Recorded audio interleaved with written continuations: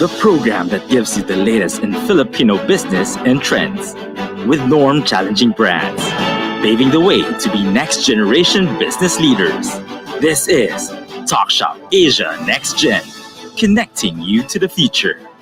Hosted by business and transformation mentor Rolly Bagaspas, franchise and business coach Don Senita, and beauty and business maven Muriel Villanueva. Together with Mr. Millennial JP Morales and Agri and Youth Advocate Colin Lalyaban. Jump into the business revolution. This is your Talk Shop Asia Next Gen, only here on Big Media. Good afternoon, everyone, and welcome to Season 21 of Talk Shop Asia Next Gen. I am Don Sunita, your anchor for this afternoon. You're watching us live via Facebook, YouTube, V81 web streaming, and V81 digital radio app downloadable through Google Play Store and Apple App Store. That's free for life, as well as through Amazon Alexa for all our viewers in the US and all around the world. We'll be with you from 3 p.m. to 4:30 p.m. this afternoon as we give you the latest in business and trends, changing the way we do retail and services in the Philippines. March 2021 marks the 6 years that Talk Shop Asia has been broadcasting since 2015. Back then through our traditional TV and radio format, and now through digital, reaching more people with our broadcast partners. Next week, we will be with you. We will be with our founding anchor, Rolly Bagaspas. Do watch out for that. Let's get right on the program. Please allow me to give a shout out to my partner, Muriel Villanueva, who sadly won't be able to join us this afternoon. But no fret, we will still be, of course, with our young and very dynamic co-hosts. Please allow me to welcome Mr. Millennial JP Morales, our Agri and Youth Advocate, Colin Lalyaban. Hi, everyone. Hi, guys. So happy to be with you this Hi, guys. Hi, everyone. Hi, Don and Colleen. It's nice to see you again. Yeah. Yes, definitely. Good afternoon, good evening, and good morning to all our viewers watching us live with our media partner, V81 Radio Worldwide, V81 Radio Manila, and Big Media Philippines. So we would also like to give a shout out to our partner studios in Hong Kong and Los Angeles and all our kababayans across the world. Hello and a pleasant afternoon to everyone. And thank you once again for spending your Sunday afternoon with us. We are streaming live through Facebook with TalkShop Asia Next Gen, TalkShop Asia Retail Industries Group, and our program partners, Philippine Retail Association Official, the Francorp Philippines, U Franchise Asia, Filipino International Franchising Association, and Association of Filipino Franchisers Inc. And as well as through the ASEAN Youth Organization Philippines Facebook page. We would be glad to hear from all of you through the comments page of our live stream, and we will make sure to get your insights across throughout the show. That's right, and we would be very happy to hear from you guys because this afternoon we are gonna be discussing something very relevant.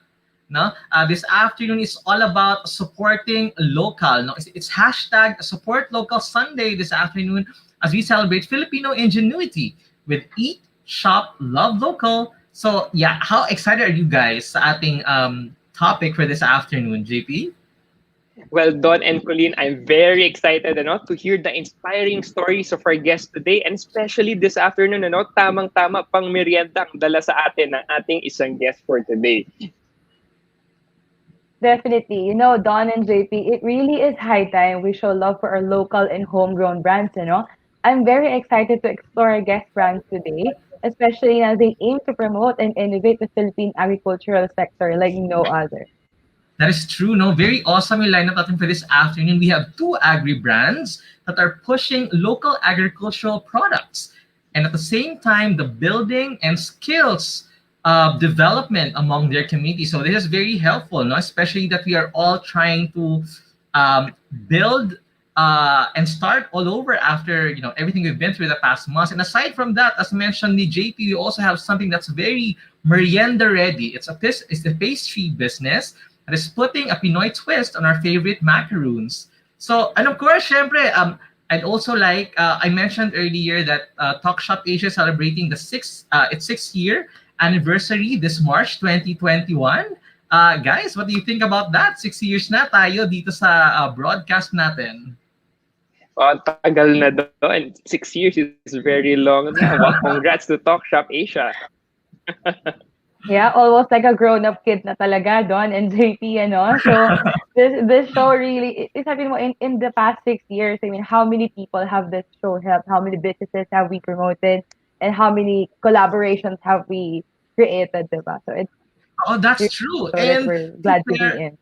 I've only been hosting for the past 2 years, but we've had a great deck of hosts na din. So we'd like to give a shout out, of course, to syempre Rolly Pagaspas, our founding anchor, JT Solis, who is one of the backbone of the program. We also had Ma'am Ebs Asalire of the PRA. She was also a host during the first years of the program, as well as Michelle Quintana of PFA. She was also so you see here the deck of hosts that we had during the past years has been really among the movers and shakers in the industry. Kaya tayo, we are very happy to be spending the 6 years naman na isa tayo sa mga nag-moderate ng programs with across the verticals of TalkShop Asia Next Gen. Of course, you also have TalkShop Asia Global that's streaming all across North America, and coming very soon is TalkShop Asia ASEAN. So that's something also to watch out for. That being said, kasi lagi namang jam-packed yung ating episodes here in TalkShop Asia Next Gen. Kaya, after this very quick break, we will be filling your afternoon, your siesta time with very inspiring stories after this very quick break.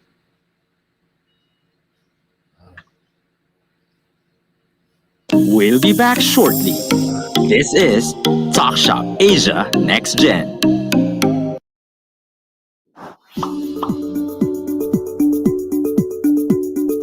Technology allows us to explore a variety of opportunities. So why not grab one for you? Kickstart your online business with Big Benta.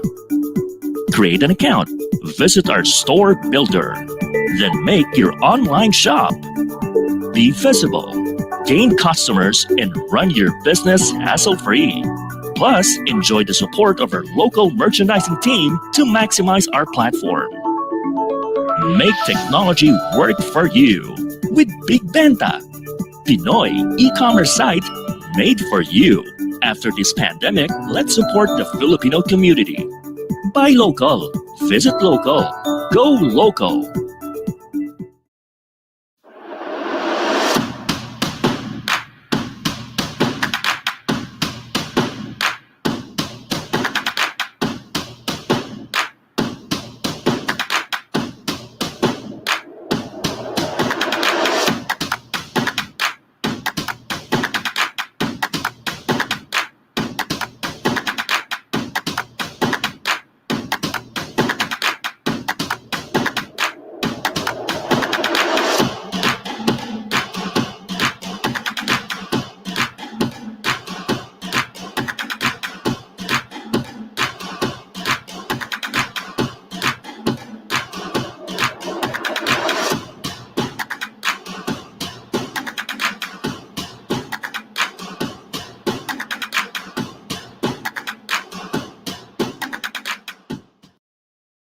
Now back to Talk Shop Asia Next Gen. A clear vision is a ticket to your destination. Journey through success with the inspiring business insights of our emerging CEOs. Jump into the business revolution with Talk Shop Asia Next Gen. Get the best deals online with Big Benta. Download the Big Benta app in your Android and Apple devices to get your latest gadgets, electronics, and home essentials. Let's support local. And of course, we would like to greet our friends from the Philippine Retailers Association, Ms. Evelyn Balmeo Salire and Ms. Rosemary Ong for being a longtime partner of Talk Shop Asia. And to jumpstart our discussion, we are very happy to be welcoming our emerging CEO feature for this week. He is an IT professional in Singapore for 5 years before deciding to return to the Philippines to explore the potential of coconut sap because it is an emerging product with the potential to make it big in the international market. Aside from this, he has ventured into mushroom cultivation and hydroponics farming. He is currently the general manager of Coco Deli Enterprise and the president of Coco Sap Producers Association in Candelaria, Quezon. Let's welcome to the program, Mr. Rodel Sinapilo. Hi, Rodel. Good afternoon. Hello, Don. Glad to be here in the Talk Shop Asia. Yeah, we're very happy to have you in the program. No, of course, this afternoon we are going to be talking about supporting local, which I think is one also of the advocacies na pinupush, no, ng inyong organization. So that being said, Rodel, tell us more about you. I understand you worked in Singapore for 5 years before coming here. What made you decide to come back? What was it about the coconut sap business? Yeah, because I saw the potential of coco sap. So my parents are farmers, coco sap farmers, and by the time hindi pa siya ganun ka sikat or hindi pa siya ganun ka kakilala. So for me, it's an emerging product, and nakita namin yung parang yung demand sa international market, pero hindi pa siya masyadong kilala dito sa sa local. So what we did is talagang nakita namin na okay siya. So we try to elevate it into talagang isang business entity. So yun. So you mentioned your parents are farmers din talaga. So kumbaga you grew up in the farm, tama ba? Oo. So my father is the one who started talaga ng coco sap production or products namin dito. And this is in Candelaria, Quezon, tama? Yeah, we have a physical farm na pwede kang mag-visit or anyone watching here pwede mag-visit para makita nila kung ano yung ginagawa namin sa Coco Deli. Totoo yun. That's awesome. Kasi I think coconut is tagged as, one of the parang super plant or super fruit no, in a sense. Kasi kumbaga wala kang maitatapon sa kanya. Tama ba ako? Sabi nga nila, it's like parang tree of life. So, parang ang dami. Wala ka talaga itatapon, sabi mo nga, sa coconut. So we focus on kung hindi ko lang alam sa Tagalog term, tuba. So yun yung tuba. So marami kang magagawa doon aside from the fruit. Nako, marami tayong mga viewers na malamang, no? who are fans of tuba, okay naman for our viewers who are, abroad na nami-miss na rin ang tuba. So that Oo. being said, Rodel, tell us more about Coco Deli. What is it about? What are your product lines? How you started? Please do share with us your story. Actually, Coco Deli is a social enterprise that really doing business while having social impact dito sa sa Quezon. And yun nga, it's nakita namin that coconut sap or tuba is an emerging commodity. So we focus on producing it. And yung coconut sap is tawag doon as being exported in international market, and we really try to maximize yung talagang pagpapakilala at pagbebenta ng mga ito. So in dito sa namin, we have different product lines like coconut sugar. I think some of them watching abroad is familiar.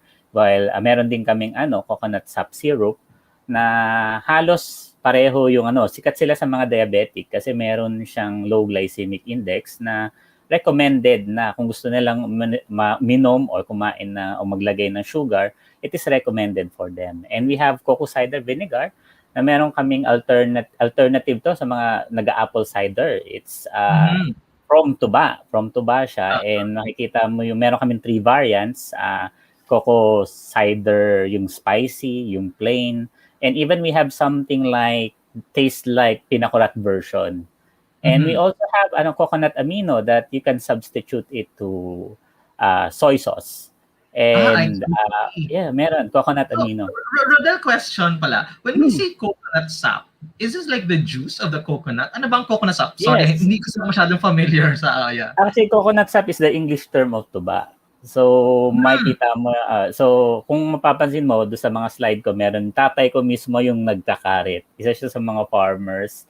Makikita mo siya, before siya maging bunga doon, maging isang coconut, nagiging flower muna siya. Yung flower na yun, hindi mo na siya hihintayin na tawag doon na maging bunga. Doon pa lang kaanin mo na yung nectar niya. Then yung juice na yun yung gagawin mong byproduct. So yung isang coconut sap na yun, nagagawa lahat nung product namin na yun. And yun, actually ako, I grew up actually in the province too. I grew up in Leyte, kung saan madami ding coconuts, no? So, pero hindi kasi ako masyadong na-involved in in the industry. But I do appreciate that coconut is something that really has a following, no? Tsaka tuba is something that people would choose at times, I mean, especially local people in the provinces would choose over more expensive wines or more expensive alcoholic drinks. Does this mean you also produce the tuba, as in tuba na liquor? May misconception kasi about sa tuba. Akala nila kasi alak yun. So it's like a wine, coconut spirit. Pero it's the element where you can produce those stuff. Isa lang yung lambanog na tawag namin sa Quezon na coconut wine na napoproduce nung tuba. So akala nila pagka mo yung tuba, akala nila coconut wine yun, hindi. Kasi yun yung nectar nung natin. Ginagawa. So namin, instead of lambanog, we call it tuba. So you see. Lalo na yung mga matatanda. Confusion. Okay. So once again, what are your other products? I think we have some of them being flashed on the screen now. So we expanded a bit. We also producing mushroom chips. Before mushroom chips, we partnered with other coconut farmers to produce virgin coconut oil, which is, I think, it's popular right now due to our situation, COVID situation. And I think UST is really taking a look or some studies regarding this. And yun, we also have mushroom chips. So we are also producing in our farm. Kasi syempre, diba, when coconut, kinukuha yun sa taas. So, anong gagawin mo sa baba ng coconut? So, you try to maximize the land. So, sa taas, we go for tuba. Sa baba naman, we produce mushroom. So, we really maximize the farm. When you say sa baba, you produce mushroom, you mean sa trunk niya? Actually, we have, kasi vertical farming, mushroom is a vertical farming, you just need the house. Hindi mo naman kailangan ng lupa talaga.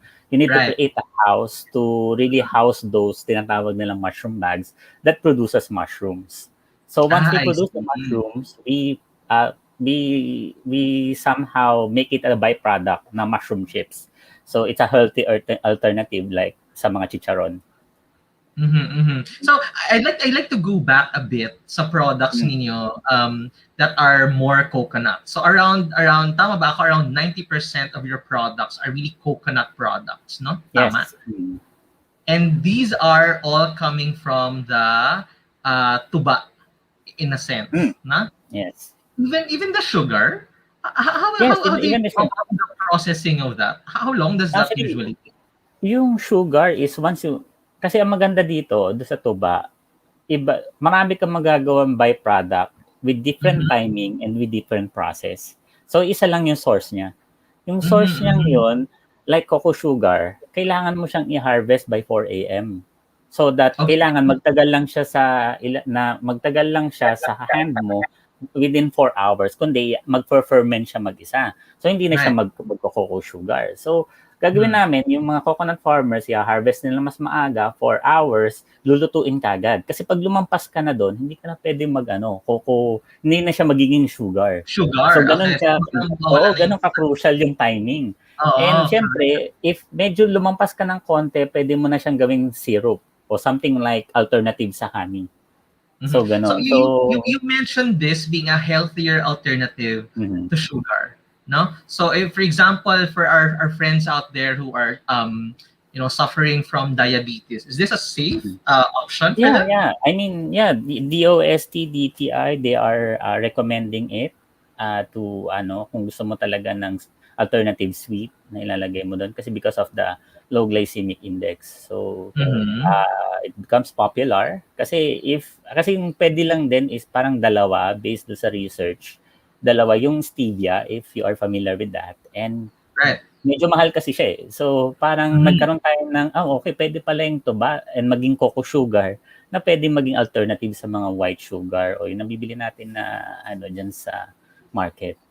So it's a little bit expensive. Hindi naman siya Right. expensive talaga, pero kaya naman siya sa masa kasi kasi it's because for our side it's a natural process, it's a bit organic, so we go there. So I would also assume kasi right now baka siguro the production of coconut sugar is not really done parang mass production, unlike the typical sugar na mass production. Kapag mass production, in a sense parang mas mura din siya, 'di ba? So is that something that you are looking at na siguro once in the future, once you'll be able to mass produce the coconut sugar, that prices will be more mainstream? Is that something you are looking at? It's a bit challenging kasi yung about sa tuba. Kasi kung ang pinaka-challenge kasi sa namin, yung mga coconut trees natin medyo matataas, and hindi naman lahat ng tao kayang umakyat doon sa taas. And yung risk, di ba? Yung risk plus the timing is parang really tawag doon important or relevant na dapat i-consider. So parang yung dahil nga ito, parang medyo siya yung parang hindi naman talaga siya parang familiar sa mga tao kung paano kunin. Pero medyo challenging siyang kunin. It's quite a unique process. You mentioned something about timing. How often, like in a year, are you able to harvest the fruits of the coconut sap? Is it every day meron kayong output from the trees? Is that how you go about Actually, ang maganda dito sa coco sap industry, everyday ang harvest. Ang maganda dito, it depends on, hindi siya gaya ng mga common commodities like rice, takes corn. months. Takes months. Dito, everyday ang harvest as long as you will I will try to pupunta ka doon tapos i-harvest mo siya kasi may timing nga. So as you can see sa slide kung paano siya ginagawa, tawag doon yung mga parang yung timing talaga is really important to be considered para doon. You mentioned something about creating the products of coconut that's na medyo a bit challenging. So when you say that, like, um, yung technology ba that goes towards, creating these byproducts, sila ba yung medyo challenge talaga na we don't have like easy access to it? Is that some of the challenges that you as coconut farmers are experiencing, or like some of our coconut farmer friends are experiencing? Yeah, ang challenge dito, okay, we go to the parang farming side. Ang challenge dito kasi mataas yung puno, hindi gaya ng sabi ko, hindi naman lahat kayang umakyat ng puno to harvest the sap. So, we try to coordinate with the public government agencies that parang we can produce, a dwarf variety so of the coconut na kaya mong abutin yung bunga, Right. parang kataas mo lang. So that lahat will have an opportunity to harvest. Pero kasi din ngayon, hindi ko alam kung all, but mostly mga guys lang talagang kayang umakyat. Sa technology, labor intensive, tsaka yung risk, no? Yes. Then in the technology side, marami na silang may mga studies tsaka may mga machines na ginagawa dun sa coco sap to really produce the fine quality of the sugar. Pero sa ngayon, we are doing manual kasi hindi pa talaga ganun kapulido yung machine. So ngayon, ini-develop pa rin ng mga, I think, different agencies how they can really parang fine-tune yung mga bagay na kailangan to produce a quality sugar. Alam mo, you really get to appreciate how hard our farmer friends and the agriculture friends work, especially in the coconut industry. Kasi nga naman, every tuba or every vinegar or every coconut sugar you take, kumbaga parang dugo at pawis at ang binubuhos talaga ng mga farmer friends natin. So that being said, I understand isa rin sa mga causes ninyo is that you help in training and educating the community about growing coconuts or like developing products out of coconuts. Do tell us more about that. One thing good about coco sap industry is yung is konti yung supply pero maraming demand. So di ba parang I will be happy kung marami magpo-produce nito so that at least magkakaroon tayo ng volume for us locally, domestic, and even international. Kasi parang hindi kami natatakot na mag-share ng trade secrets namin, even the processing secrets namin. Kasi the more people that will produce the coconut sugar, the more people will have jobs, the more people will have, di ba, maraming matutulungan tao, maraming farmers na magkakaroon. Lalo na ngayon, it's an alternative sa copra. I don't know if you are familiar with copras. Kasi ang baba ng they will 1 month, they can only harvest parang worth 3,000 pesos. Doon sa kanilang, I think, 2-3 hectares ng coconut. While the sugar, it can be at least sa isang farmer, they can earn 20,000 pesos. In a month. Wow, that's what? That's almost 6 times their usual income, no? Yeah, even the government agencies are really pushing for this alternative. And we are helping them to be trained. Hanggat maaari, we are always telling them we are open on helping people. If they want to go, you are welcome to the farm. Kasi we know the ratio and proportion na parang nakita nila, okay, maganda yung alternative. Pero meron 10-20 people who goes there to the training. And we are happy kung magkakaroon ka 1 and 2 to be successful, di ba? So, kumbaga, what you do, you go around communities and barangays, and you invite them to attend your trainings. Is that how you're doing it right now in Quezon? Actually, we are being tapped by the Provincial Agriculture of Quezon and even Bicol, is a Bicol, to really help us be else chain. Kasi hindi ka naman pwede mag-produce ng tuba if you don't have coconut trees. So, di ba? So, you need to have coconut trees. So, there are people na parang may-ari ng lands with coconut, then they will parang hire farmers, then ask them to be trained sa amin. Then babalik sila doon to produce coconut sugar. Meron din naman, may nga namana nila doon sa mga ninuno nila na meron sa trees, gusto nilang tawag nga nila tubaan or i-farm. Mhm. Doon din tutulungan din namin sila. So yun yung ginagawa namin. So people are messaging us how to do farming. So Right. we welcome them. I actually think it's very admirable, no, what you're doing. Na kumbaga you are, you are building that community of coconut farmers. Kasi there is demand, and yet not everybody else is responding to that demand. No, I mean, tayo dito sa Pilipinas, we're a tropical country. Mayaman tayo sa nyug eh. Ano mo yun? Mayaman tayo sa coconut when you think about it. Anywhere you look here in the Philippines, merong coconut. But the fact that you are raising awareness, you're developing skills, you're developing the knowledge and coordinating with government agencies, I think that's very admirable kasi you're uplifting the lives of our coconut farmers, which are among the underappreciated sectors of our industry right now. No, so with so many things happening, in your company, how have you grown from the time you started coming back mula Singapore, and starting your own coconut company? Gaano nakalaki ang nilaki ng company ninyo? Nakakatawa kasi dito nagsimula kami. Nagpa-farm na yung parents ko way back 2009 or 10. I think 2009 or 10.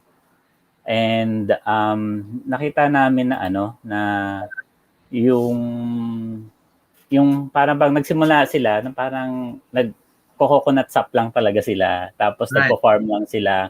Tapos hindi nila alam na itong pinoproduce nila is sobrang in demand, not on do sa international market. So parang sabi ko, It's a gold mine, pang ganyan, no? oo, and ang mahirap dito, there are people who parang sobrang dahil nga hindi sila more into business, ang ginagawa pumupunta sila doon tapos sabihin kunin namin yung produce na half or lower the market price. So Okay, makita namin na right. parang they are, they're in business, you will know na parang, di ba, syempre, the more they will just take profit. So, kita nila, so medyo na-abuse ng konti. Nakita ko, why not, i-legalize natin everything. So, I went in 2017,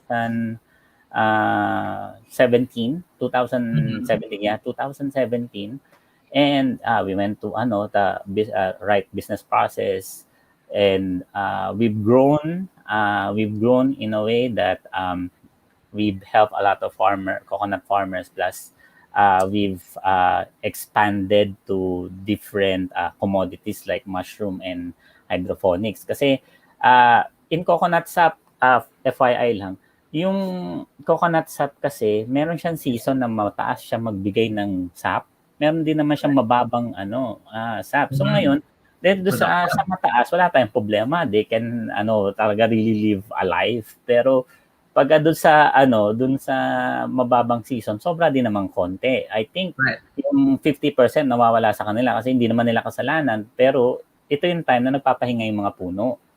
So, ang ginawa namin, puta ng alternative na parang hindi ka rin mawawalan ng kita. So, we go to the mushroom industry, which is baligtad sila ng season. Malakas siya sa tag-ulan, tapos mahina yung tuba, meron pa rin kita yung mga farmers. So we've somehow every year we try to solve every problems or challenges that we face. Kumbaga you have already diversified. Yung mushroom ninyo, are these like the oyster mushrooms? Yes, we are producing oyster mushroom. Okay, and actually the demand for oyster mushrooms is also high kasi I think it is a very good alternative then to meat, especially for those people who are trying to live a vegan, vegetarian lifestyle. Is that correct? Yes. Sabi ko nga, parang mahilig kasi ako sa mga emerging products like that na low ang supply, mataas ang demand. Right. Kasi, pwede ka magpuno, hindi ka mawawalan ng market. Kaya nga yung ating segment, natatawa nga yung wife ko na sabi emerging CEO dahil mahilig ako sa emerging products. Very, lang, saktong-sakto sa'yo. So parang, okay, sinamili ka naman sa mga ganon, sa emerging products. And yeah, I think it's fitting. How about your hydroponics? Like, how does that work? Yeah, yung hydroponics namin kasi hindi siya kailangan talaga ng land talaga. So it's, which is, I mean, meron parang solution na based din naman for soil. Then it's science, since the word hydro, doon nakalagay siya doon sa mga sa mga tubes and something like a styro box. Na doon lang sila mabubuhay. And it will take only around 20 to 30 days yung lifespan, pwede mo na siyang i-harvest. What are these crops you grow in your hydroponics? For now we are producing lettuce. So lalo na hindi pa for samyupsal and tama. So kumbaga, in your farm, you are talaga maximizing all these opportunities. You have the season for the coconuts, you're harvesting coconuts. Pag hindi season ng coconuts, you have your mushrooms. And aside from that, you're also doing hydroponics and you're able to harvest lettuce, no? So that being said, kumbaga, that same model, in a sense, can also be applied by some of our farmer friends who are, siguro not really knowledgeable about these opportunities. Tama ba? Yeah, pwede nila talagang i-copy kasi kailangan mo talaga i-maximize what you have. Hindi mo talaga parang hangga't may nakikita kang space do sa farm mo, you try to fit something na alam mong kasi when it comes to business, time is money, 'di ba? So parang kailangan may magsabay-sabay diyan so that the income will grow. Kaya nga meron kami ngayon na nag-grow na yung balikan ko lang yung question mo kanina, nag-grow na rin kami into 3 brands. Syempre yung main namin is Cocodeli Coconut Products, which is the main company. So we have Mushy Deli for mushroom and meron din kaming mangyari doon, magkakaroon din kami ng Leafy Deli for more on greens. So yeah, so kung matatanong mo lang din about deli kasi lahat kami dito sa family namin is may del. So parang nilagyan namin na parang lahat kami may del, tapos it's something like delicacy, delicious. So, and food. So, Okay, so question. Of course, the pandemic hit us in 2021, so it affected most businesses, no? So in the case of Cocodeli, what shifts did you have to do to respond to the changes? Kasi I don't know, logistics, distribution, most likely na-apektuhan siya. What did you have to do? Doon, we need to really prioritize. We need to see ano ba important within those pandemics. March, it's parang bigla na lang nag-ECQ, nag-lockdown. Diba? Siyempre, hindi mo alam, like distribution. So, ano ba dapat namin gawin? We need to retain the people. We need to retain the farmers, the producers. So, we took the hit na parang, sige, since nandun naman kami sa loob ng farm, produce lang kami ng produce, and whatever the cash that we have, we try to maximize at ibigay to do sa mga farmers and producers to, syempre, somehow to live for, I think, for the few months or parang the coming months na alam namin na hindi namin madidistribute yung mga products namin. And the challenges na encounter namin ay more on talaga distribution kasi even forwarders, yung mga ganon, talagang mahigpit talaga. Ang tagal yung mga physical stores, March, I think marami na kaming mga partners na mga coffee shops, mga physical store, mga organic shops. I mean, nagsara sila. Yeah, not able to operate. Yung physical stores namin, hindi talaga nag-work out within, I think, last year kasi wala sila eh. Then, we shifted to digital at nakita namin yung online store pero hindi rin pa rin siya ganun kabilis kasi it's still tied up with the logistics company.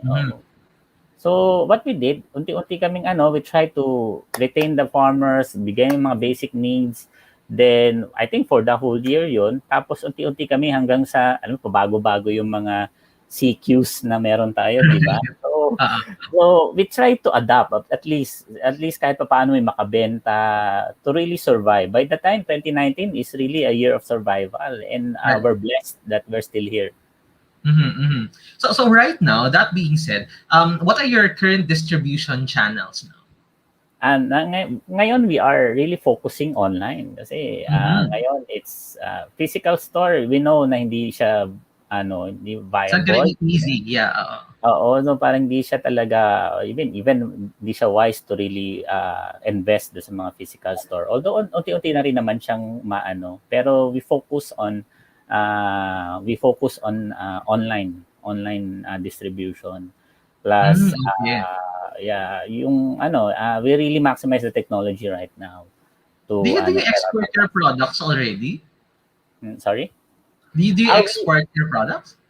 Actually, 2019, yun sana yung target namin. Kung alam mo Mhm. naman, when it comes to export, ang daming hinihingi nila, ang daming Yeah, mga certifications, documentation. kung ano. Kaya lang ano talaga siya, hold siya. So ngayon, unti-unti Mhm. namin kino-comply yung mga dapat na papers. And hopefully, by 2020, we can export it. Kasi Mhm. may mga exporters talaga kasi na talagang kumukuha lang sa amin. Then kasi meron silang mga permits, meron silang mga Right. documents, kukunin na sa amin. And I think Okay. and one of the goals of Coco Deli kami yung makapag-export. Kasi yun lang yung tanging paraan para pataasin yung bibigay namin sa farmers. Kasi kung hindi, kami ay naka-tie up lang, parang naka-tied kami dun sa mga exporters. Exporter. 'Di ba? So Oo, kumbaga, sabi na your products are being exported but not by you by directly. You Coco have Deli, like yes. you have like export distributors, parang ganun. Mm. No? Pero Okay. So siyempre may ceiling sila, 'di ba? how far like what countries na ba na I mean, would you know kung saan nila napapadala yung mga Oo, products? US, Wow. Middle East, even I'm not so sure if parang nabanggit nila even in European countries kasi in demand din. Mhm. So Mm. Coca Deli products are able to go as far as US, Mm. Europe. No, and I think now more than ever, since it is, kahit pa paano it's in the healthy food spectrum. I Yes. think in a way with all these things happening, medyo the healthy food sector kahit pa paano is benefiting from people's growing awareness of healthy living, healthy food products. So I was actually just about to ask you what's next for Coco Deli, but I think isa yung export no, that you are Mm. really working for in the next years, tama? Yes, but so far right now we are still considered MSME since Mhm. it's a sole proprietor pa rin yung business namin, and we are getting towards corporation since we are Mhm. we are having parang 3 brands na ngayon, and we want it to be somehow be to expand because the more you be na incorporate the more the more flexible you can do things dun sa namin, sa mga product lines. Correct. Tama. And And syempre siguro marami. no, with so many opportunities in your farm, I could only imagine there might be even more products you might be coming up then in the very near future. Yeah, and we also will be exploring franchise once after this in a corporation. So That's nice. exciting That's times, nice. exciting times. I mean, times may have been challenging, but I would always say that a good entrepreneur would find opportunities despite the challenges. No? So, Mm. Rodel, please invite everybody. How can they get a hold of the Coco Deli products? Where do they go? What's your website? How do they get in contact with you? Yeah, you can visit our website at coco-deli.com, or you can Google it, Coco Deli Coconut Products, then it will show. Also, our Facebook page, you just type into the search box, Coco Deli Coconut Products, and you will see all the posts and the Facebook Mhm. page, lalabas ka agad yun. We are also in Instagram, you can /Coco Deli PH. And you can also check for our mushroom, you can visit Mushi Deli for our Mhm. mushroom products. And for more information, you can contact me. All the details, all the info. Our email is info@coco-deli.com. It's all in the website and also in the Facebook, in our social media pages. Awesome. It's always nice to hear about companies pushing for local agricultural products mainstream. Because, I mentioned this a while. Farmers are some of the most underappreciated sector. And if we lend our platform similar to what you're doing through your business and enterprises that brings, products like coconuts to more people, it uplifts it. It uplifts the lives of our friends in the agricultural sector. So yeah, thank you very much for the work that you have been doing with your community, and of course, with the local government and the associations that you are affiliated with. Thank you very much, Thank Rodel, you, for Don. sharing Thank you, your Don. Yeah, glad to be story here. with us. Yeah, of course. And of course, we will still be hearing from you sa Yeah, ating panel yeah. segment of the program. So everybody, please watch out for that. Rodel has so much more insights to share with us. And when we will just be pausing for a very quick break. But after this break, we will jump right into our community mic segment with JP and Colin. All that coming right up after this very quick break. We'll be back shortly. This is Talk Shop Asia Next Gen.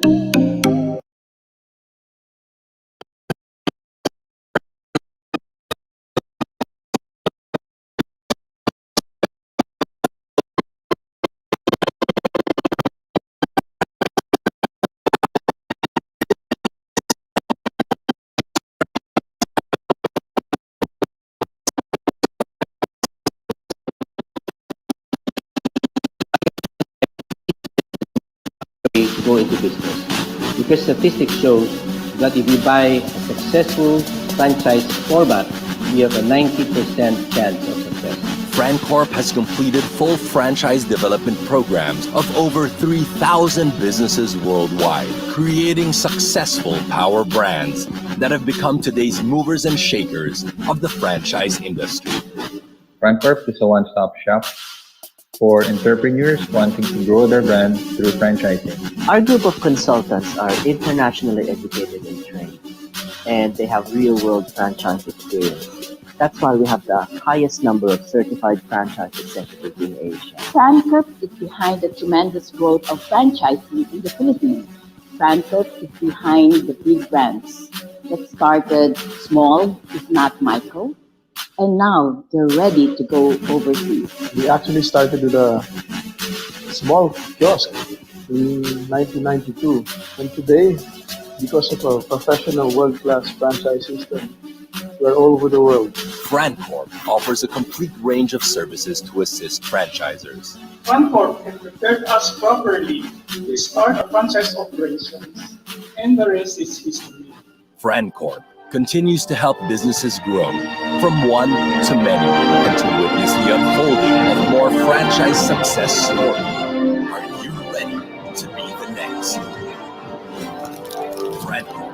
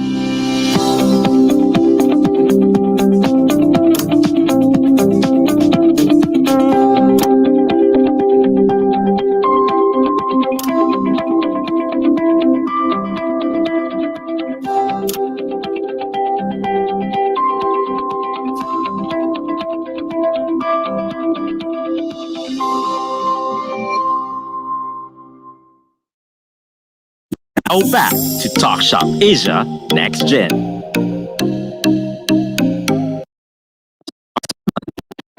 Dream big. Discover these up-and-coming brands etching their mark to success.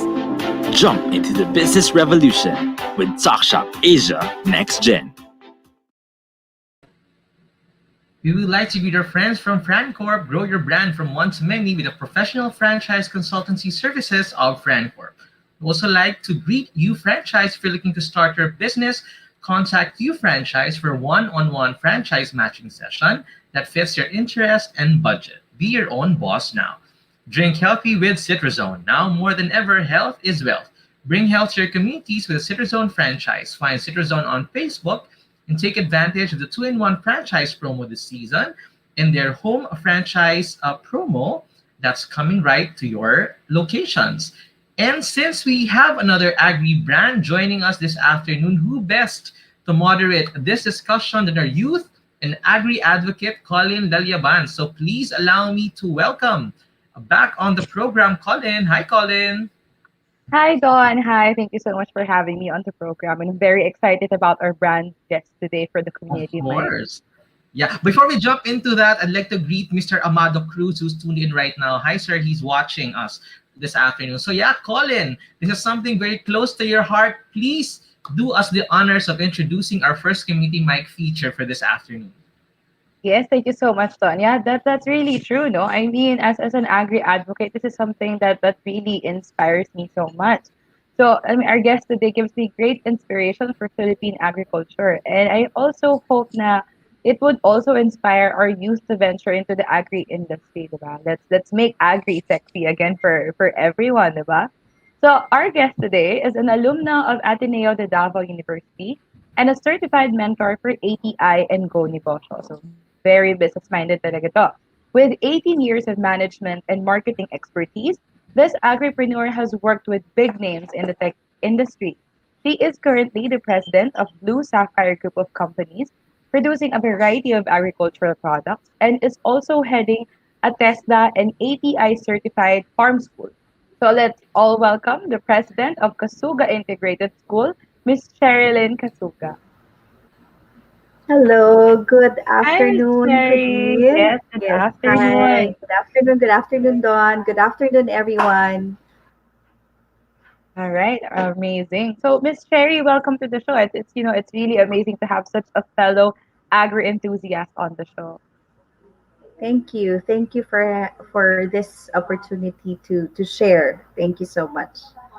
All right. So, I hear Kasuga Integrated School is a farm school for the young at heart and would be farmers of the future. Can you tell us Right. more about the origins and advocacy of your farm school?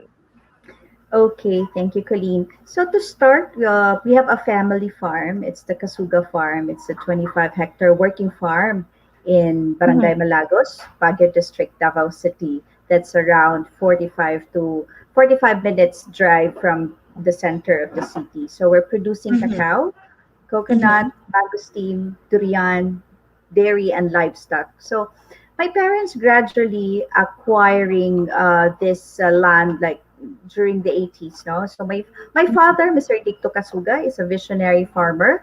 My mother, Rufina Kasuga naman, is on the other hand, is an entrepreneur talaga, negosyante, yun. And she was focused on the selling, the trading, Mhm. and we venture also in the property leasing businesses. So, Mhm. my father's vision is to develop a community based agritourism enterprise that Mhm. engages the public through educational tours and activities, recreational Mhm. and farm life experience. So, because we know that agritourism gives producers, like my father, no, a farmer, has the opportunity kasi to generate additional income, no, and an Mhm. avenue for direct marketing to the consumers and the also provide educational opportunities helping to preserve the agricultural land, no. Mhm. So next slide please. Our mission, no, our mission is to promote agriculture by providing quality, affordable, and accessible agricultural training for aspiring agripreneurs and to promote community livelihood through partnerships with LGUs, government agencies, stakeholders, and of course, our local farmers within the agribusiness platform. Because our vision, next slide, please, is to stretch our brand as the Agri City by Kasuga Farm and being recognized as the leading agricultural training center and a world-class agritourism hub with the importance of promoting food security in Davao City. Our goal is to equip trainees basically to be globally competitive agripreneurs through comprehensive learning on agriculture and business management. not anymore, in the production or just Mhm. producing. And now we have to level up and be agripreneurs, because personally, as the founder, my goal is to enable entrepreneurship in agriculture towards agribusiness through adapting high impact initiatives by creating platforms for mentorship, nurturing market demanded skills, enterprise based, industry based, and promoting experiential learning. Kasi we would like to promote sustainable agriculture, Colleen. These Yeah. practices intended to protect the environment, Yep. expand the Earth's natural resource base, promote environmental stewardship, enhance quality of life for farm families and communities, increase production for human food. Um, so our school currently, next slide, our school currently can accommodate 150 students. We adapt and abide by the rules and specific conditions exacted by the Mhm. interagency task force, the IATF. So For the the TVET pandemic, yeah. yes, kasi nga pandemic, no? The TVET Mm-mm. arrangements directed by TESDA and of course the concerned local government like sa amin, no, sa Indavao. So we are so ready for the new normal. So that was why last October lang, no? So when I opened the farm school, that was last year where everybody's closing. So I opened the farm school. Mm-mm. I don't know, but I just have that feeling that I mean, there's no such thing as right timing. You just know that this is it. Mhm. You want to push something, even how difficult it is, and when it's there, it's really something that's valuable to you. No, it's so personal. So anyway, we were Mhm. able to seek that permit, no, by the local government, that we are able that we can operate face to face classes, no, even on at that time, no. So until now, so as we assure you that our school follows the necessary measures and protocols in the delivery of the technical, vocational, and education Mhm. training towards the new normal, no, as directed by TESTA and LGU. So yeah.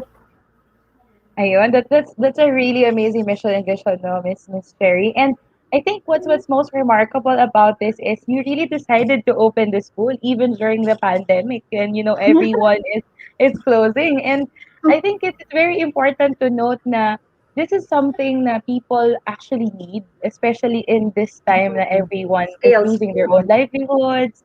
Diba? Parang you're giving them the opportunity even at the most trying and challenging time. Yes, yes, indeed. Yes. Because maybe, being an entrepreneur, you find solution.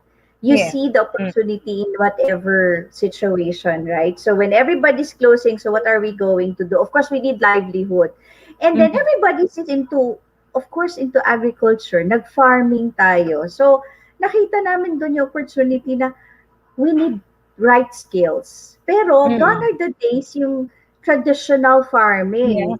Yung mga buhay ng mga farmers natin, kailangan natin, tingnan kung nasaan na ba sila ngayon. Kahit yung mga anak nila. So, Mm-mm. I think there's an opportunity there to develop, see what can we do differently, Mhm. so there I said, okay, let's put up the farm school, let's come up with the training, and let's make these people, this youth, or those who would like to do into you make your skills, you make your talents be effective in a Mhm. sense na dapat ano siya, may competency siya. 'Di ba? Yeah. Mahirap kasi yung you just do and then you're not doing the right thing. You know what I mean? It Mhm. has to have a structured, it has to It have has to be a systematic, yeah. competency, 'di ba? So Mm-mm. kaya we tap the test na. Mm-mm. That's really good, no? When since we're also talking about the skill set na, no, Miss Cherry. So what are the Mm-mm. courses and trainings being offered by your farm school? Yes. So we have now we are providing organic agriculture production NC2 level, National Certificate Level 2. This is a 232-hour program, includes hands-on training on producing organic concoctions, extracts, fertilizers, as well as producing organic vegetables and raising organic chickens. We also do workshops for and tours, no? We really so that the visitors can feel the farm life experience. So engaging activities on dairy processing, organic, urban gardening, organic, no? And then, the kids can do milking, no? They can feed the calves. So, paganda siya dahil nga integrated farm sa amin eh. So, we're promoting organic agriculture because this is the way to go, no? We're working towards getting the certificates as well, and also being into the production side. We would like to do responsible farming. How do we use our fertilizers? I'm not saying they're 101% kasi na organic kami. Now we're transitioning in there, but we have already started it. Like my father because we have cacao, no? So we have to produce the high quality kind of the beans, no, right? So we have to incorporate smart and responsible farming kasi kaya hindi pwedeng magko-conflict.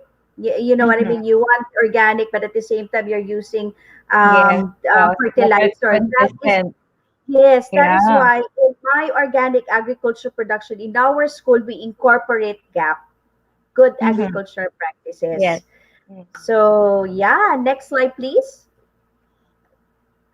As I have said, I think mentioned also the innovation. So we make value added from our resources like our cacao. Now we now have our own tablea.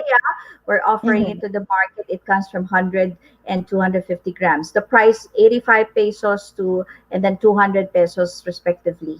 And next slide. There you see our Kasuga Dairy Farm. It's a single origin dairy farm with grass-fed cows, and we really advocate that it's all natural milk from our own grass-fed cows. That is a promise that we are really taking this one seriously, because in that way we can control what goes in our products from start to finish. So we keep our products as natural as possible, producing only the pure nature's goodness. So there we have the fresh milk, we have the tablea fresh milk, we have Quezon Pati and yogurts. Also, I started this one, Colleen, yung bang, okay, we're producing milk. So what are we going to do? Okay, because we're supplying NDA and some milk processing companies and cooperatives in our community, no? So sabi ko, I want to challenge myself. So sabi ko, sige nga, gawa din tayo ng sarili nating produkto that we can offer to the market. So we started in small quantities. We have the training. We had our training, with NDA. We have our food tech. So they trained us on how we do it correctly. I don't have yet the processing facility kasi household pa nga lang. So, But at least it's a start. Yeah. Yes, so start. So I do pre-booking lang, and then you use the technology, and then of course digital marketing tayo using the social media and all, and unti-unti nakikilala po tayo. So and also one thing about the dairy products we are advocating the use of the glass containers. It's like we're going back to the early days that milk are, they put in a glass bottle because, let's face it, drinking milk, diba, in a glass is really, they taste better. They taste good because it preserves the taste and the freshness of the milk, Colleen, diba? So, and we can recycle the bottle. So, like when you purchase a 1 liter milk bottle, that is 200 pesos. And on your next purchase, as long as you provide us the bottle, the clean bottle with the cap, you can only purchase it at 90 pesos. So that's there's a promotion and there's a sustainability of, sustainable dairy habit, I call it. Yeah, I mean, there is an incentive, no, Miss Cherry, talaga, from even the consumers themselves to go natural and to, be sustainable in terms of their purchases. To minimize plastic, ganyan. I think the opportunity really is amazing. Yes. Next slide, please. So, ayun, Colleen, so we have, meron kaming dairy. So, nag-venture din kami into aquaculture. And just recently, we have been accredited by the Bureau of Fisheries, BFAR, as hatchery for tilapia. So, we are into tilapia growing, hatchery, and trading. Hopefully, we'll be able to get our accreditation to provide aquaculture NC2. So, it's a half-hectare aquaculture farm doon lang din sa aming area. We're producing this premium type, our very own Malagos red tilapia. It's available in fresh and in dried. Our tilapia is sweet kasi it's organic and living in the fresh versus water. the normal Yeah. market tilapia na medyo bitter in aftertaste, ano, Miss Yes, Cherry? pero sa amin, freshwater kasi siya, Colleen. So it's Wow. really, I'm not really into to tilapia, ano, no? Kanang, you eat, you lover. But Mm-hmm. when, of course, you have to love your product. I did not go into other kinds of fish like the bagus and Mm-hmm. this catfish or the hito, you know. Mm-hmm. Hindi, kasi I don't eat hito. So why are Ah, we doing why are we growing yeah, if based on us don't eat preferences hito, din din talaga, diba? Miss Cherry, So of course. kailangan may Mm. preferences tayo kasi you Yes. live your product, diba? Mm-hmm. So I dapat mean, how can masarap you siya promote it if you sa yourself, di ba, hindi mo, yeah. so maganda talaga ng idinulot sa akin yung ating pandemya dahil bumalik tayo sa bukid. At Yes. masarap palang mabuhay sa bukid. Very natural. And then lahat ng products, Miss Cherry, ano, fresh from the farm talaga whenever you eat it and you cook it, di ba? Okay. Mm-mm. So, napansin ko din, Miss Cherry, no? I mean, in terms of like the accreditation, di ba? You said also that it's a TESTA and ATI accredited school, and most of the courses you're offering are also certified from TESTA, no? So, I think Yes. partnerships talaga really play a role, especially with local agencies. So, did the local agencies help you in establishing the farm school? A lot. Oo, if Mm. there's one thing na masasabi ko, Colleen, na, you know, it may be, there are things that you learn the hard way and, you're trying to establish your Mhm. business on your Mhm. own, no? Of course, your family is there to support. The farm is there, no? Mm. So, one thing that I would like also to share, just to inspire others, while I was healing from my cancer treatment last 2018, my father used to tell me, okay, you stay in the farm. And yes, the farm has been a healing place for me. So I'm a survivor by God's grace for 3 years now. So while healing, my husband June, who is an engineer and a nurse, so not a farmer at first, but during that time, he was beginning to love farming and gradually learning much from my father. He then Mhm. simply said to himself, I need to go into a training. I have to educate myself. So, yun, he started to attend seminars and training. So, while ako naman, I did some research and learned about this ATI Mhm. from the then I said, okay, let me just submit our application and we passed naman the assessment. So we were being accredited kaagad as an integrated diversified farming learning site in the region. So Mhm. next is let's make our trainings be competency based, no? Mhm. Competency based. So kailangan meron tayong mag-accredit nito. So ganun kasi yung the way we think, no? So next, we formally accredit our trainings. We've engaged with TESDA. So they've accredited the farm as a farm school in Davao City, offering scholarships in agriculture-related technical and vocational courses. That's Mhm. packaged from the competency map of the Philippines. So for every enterprise or advocacy, we partner with the corresponding government agency. So yung training natin, meron tayong TESDA, ensuring that we provide the enterprise based industry-based training, ha, hindi yung Mhm. basta lang so kailangan may update siya kasi Yes. the industry is needing the right skills, hindi yung Mm. pag nag-employ ang ating industriya, sasabihin nila o testa ka pero bakit kulang ang training, kulang yung Mm. bang kasi hindi updated yung curriculum. Yes. So doon papasok kami. So we need to ensure that the curriculum, the training regulations, the competency are really, updated and well, doon talaga siya, nagmamatch tayo para walang gap. No? We are trying Yes. to close the gap from education, the training, doon sa employability ng tao. For the dairy, we have the National Dairy Authority who is conducting because we have the dairy farm, we have livestock, Mhm. no? So itong mga Mm. baka. So we ensure that all are they're healthy, they're in good environment. Kasi mahirap pong marami po kayong baka. So ngayon, ang baka po namin nasa 30 plus na kami, no? So we I mean, the make sure na structure pa lang kailangan itself. oo. So Mm-mm. kailangan po yung NDA na kailangan tutulong sa amin paano namin ito ginagawa yung operations namin para kasi yung investment namin dito hindi po madali. Although we did it ito naman sa father side ko kasi sa training kami sa school kami, but doon sa farm my dad was able to put everything there. No? So kailangan talaga we need to partner with the government para they will be able to train us and guide us on the direction, no? And for the aquaculture naman we have BFAR. So I would say that the school, the training, the activities, everything, your operations, they have to have para sa amin lalo na sa farm school, no? It should have a credibility. We should be updated with our skills training. And of course, we would like to be of service with the government sustainable growth development plans no sa agriculture. So therefore, I believe that collaboration and integration to have an effective it is very important to do that para effective yung meron siyang impact sa community.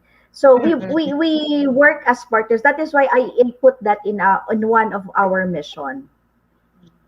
Yes, definitely, Miss Cherry. I mean, nakikita talaga natin, no? It's a whole package. I mean, from start to finish, everything anyone would need, anyone talaga na who want to venture into agriculture. And it gives us great Yes. hope kasi sometimes people might think na you need an actual course in agriculture to know what to do, di ba? But Marami ito na tayong, meron na po tayong mga short-term Colleen. I Yes. mean, you've been there, di ba? So, ikaw talaga nag-agree. Ako, hindi. So, pero meron mga trainings ngayon na pwede kang kumuha ng short-term na pwede siyang papunta siya doon sa NC2, no? Merong mga Yes. competency based. And if I may, Colleen, for the sustainable agriculture, kailangan yon, no? So, we joined project with SM Foundation and TESDA. Yan yung in love talaga ako sa programa na yung Colleen. They call it's the Kabalikat sa Kabuhayan. It's KSK on sustainable agriculture, and we are blessed to play as the big brother in the community. So it's like this. We are the service provider. So nati-train yung ating mga estudyante. So last year, we started last year. We provided training of organic agriculture production NC2 to 100 farmer students. Now, TESTA has given them the scholarship. So these participants, it was open, farmers, youth, women, no? They All were given, inclusive talaga, Miss yes, Cherry. they have their own 100 SQM plots. Then by the harvest season, our sister company, which is the Akasuga AgriVentures, consolidate them. We buy them at a respectable price. I have to emphasize that respectable price, not killer price, no? Sa ating mga farmers. So, and we sell them to SM Market. So, may sustainability doon, di ba? Meron tayong access to May tie-up knowledge, na, may marketing.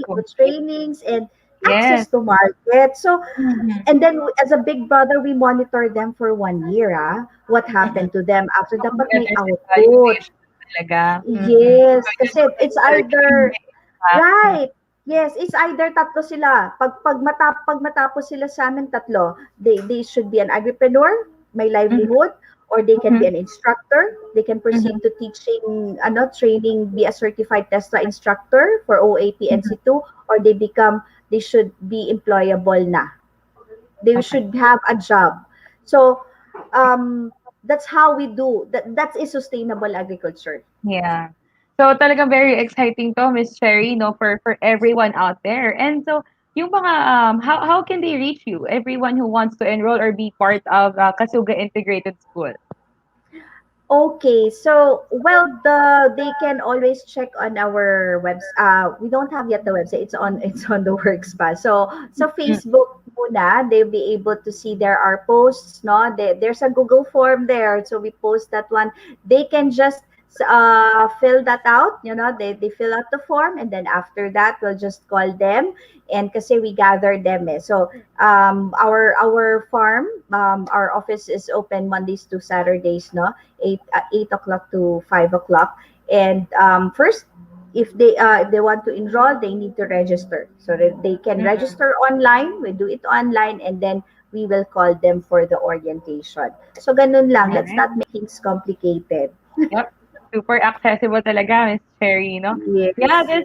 this integrated farm school is really an amazing initiative, not just to integrate sustainable farming principles into a blooming business, but also to train a future generation of farmers. So as they say, no, Miss Cherry, teach a man to fish and you'll feed him for a lifetime Yes. talaga. Ayan. Right. So thank you very much, Miss Cherry, for sharing your story with us. It's truly Thank inspiring. you, Colleen. Thank Yeah, and you. we are looking forward to hearing more about your insights in the panel segment of the show. All right. Thank you. So, when Talk Shop Asia Next Gen returns, get to know this pastry brand with a yummy side twist. And after this very quick break. We'll be back shortly. This is Talk Shop Asia Next Gen.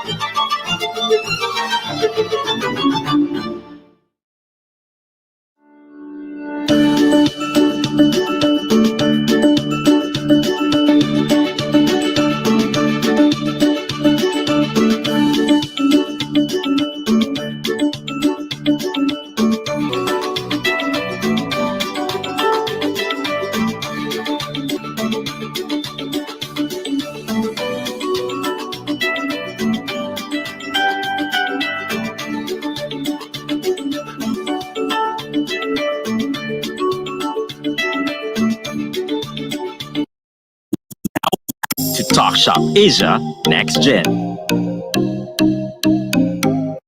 Start small and dream big.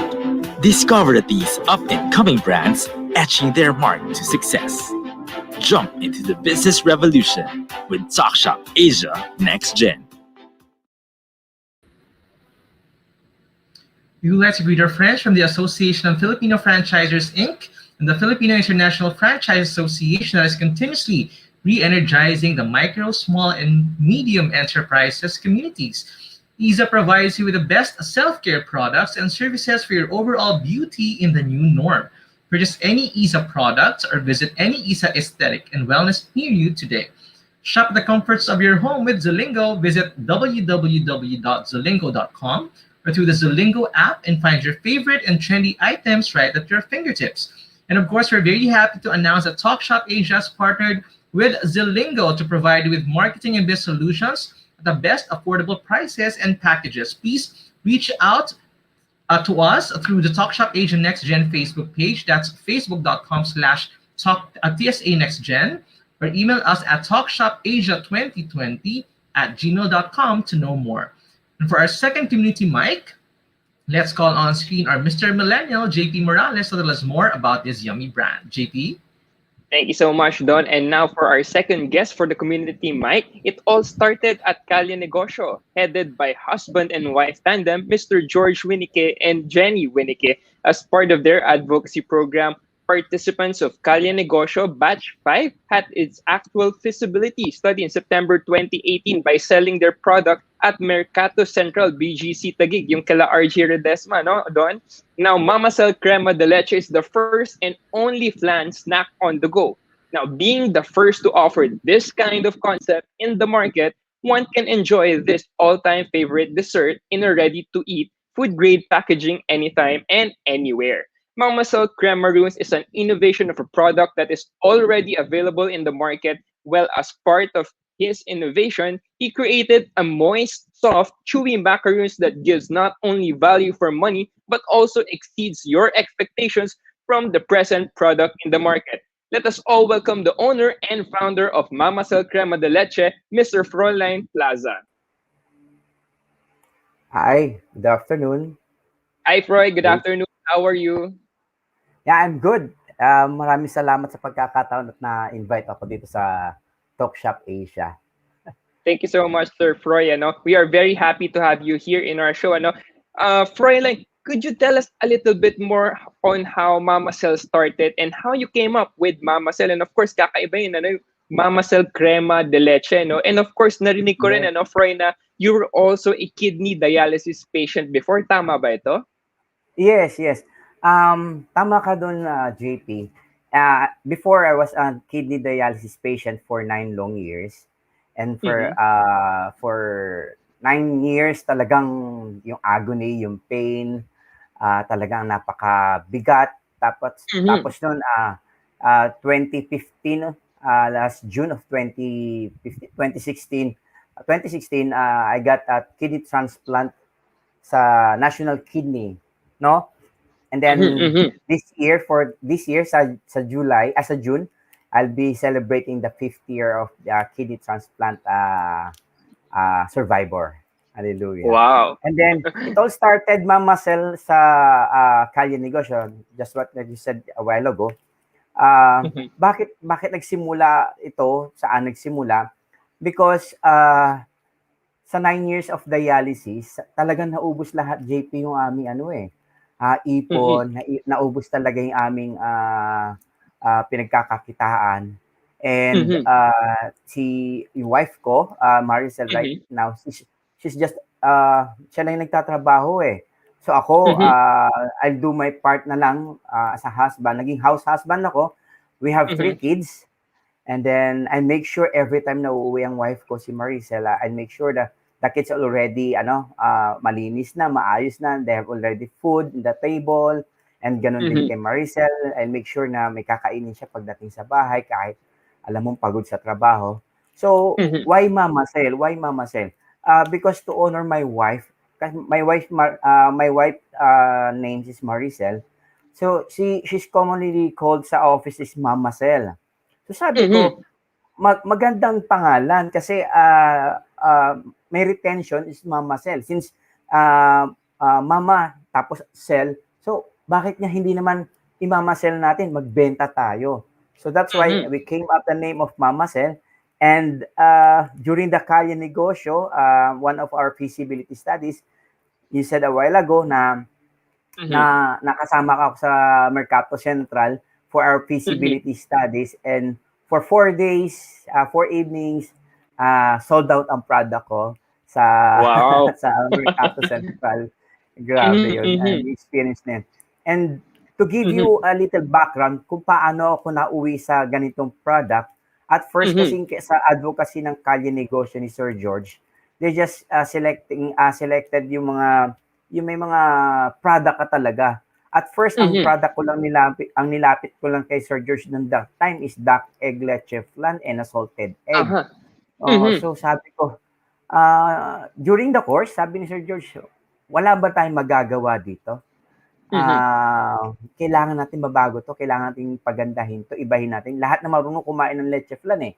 Lahat marunong So, through the intense ng course ng Kalye Negosyo. So, talagang napiga ang utak namin, talagang nagkaroon kami talaga ng chance na talaga mag-innovate ng product. So, sabi doon ni Sir George, so gawin natin to. And Mama Cell came up. Mama Cell Pastry Shop and Mama Cell Crema de Leche and Mama Cell Crema Runs lumabas doon sa innovations na yun, JP. Ayun Tama, siya. no? Tama, Frey. Ano? Sabi nga, no, as entrepreneurs, ano, you have to innovate or else you will evaporate, di ba? Well, that being said, Yes. ano, yes, so, Yes. Froy, what are the products Mama Cell offer and what makes Mama Cell special compared to other brands? Okay. Mama Cell offer right now, we have a crema de leche, the crema runes, and also we offer to our value customers yung value for money. Ano? The convenience of eating our flan. Because we said a while ago that the first flan snack on the go. Kasi bakit ko na-create itong flan snack on the go? Before kasi talagang fan ako ng flan. So, pagka uuwi ka ng galing trabaho, gusto mong papasalubong ka sa family mo na, oy, meron akong nakitang flan na nagbebenta sa bazaar. So, sabi ko, ang laki naman nito. At ang pricey at 100 pesos o 150 pesos. Tapos, what if hindi masarap? Sayang naman yung pagkakabili ko and sobrang tamis. Eh, hindi ako fan ng sobrang tamis eh. So, why not I created yung ganong klaseng konsepto na less sugar, na talagang once you taste our product, yung crema de leche namin, in just one sitting, talagang kaya mo siyang ubusin o mapaparami ka. Dahil kasi nga, flan snack lang ito. So this one gives you na yung confident na bumili, tapos para ibigay, maging pasalubong, and to share to your family and to your friends. And even to your office mates, pang regalo, because it comes from a food grade container. So talagang kakainin mo na lang, no? So yun siya.